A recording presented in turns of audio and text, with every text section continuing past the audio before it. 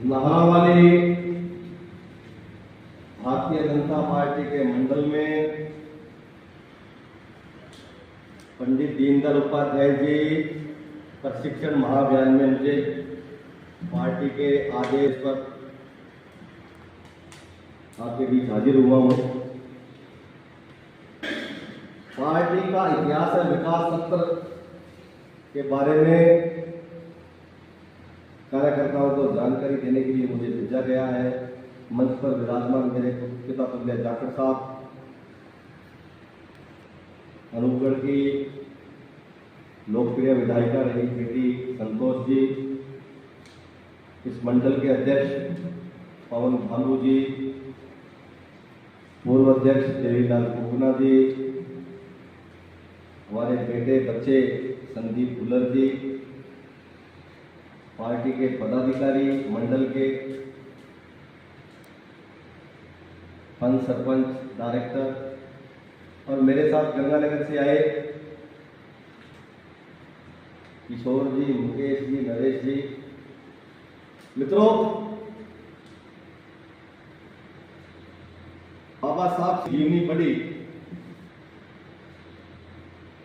इस भवन में आके बाबा साहब से जुड़ी कई यादें ताजा, उनकी जीवन मैंने पढ़ा। अपनी बात शुरू करने से पहले कुछ मेरे को अच्छा लगा तो मैं कुछ बात कहना चाह रहा हूं। देश में करीब 70 साल तक बाबा साहब को भारत रत्न नहीं दिया कांग्रेस ने। ये तो मैं बात कह रहा हूं, प्रामाणिकता से कह रहा हूं। और मुझे ध्यान है कि 1990 में अटल जी के सुझाव पर, अटल जी के आग्रह पर बाबा साहब को मरणोपरांत भारत रत्न दिया गया।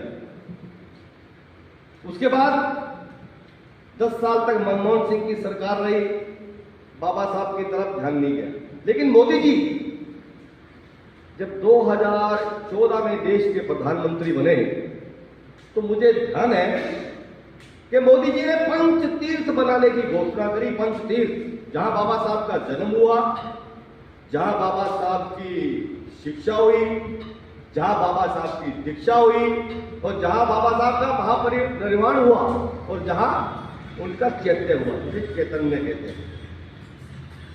महू में जन्म हुआ था, लंदन में आपकी शिक्षा हुई, दीक्षा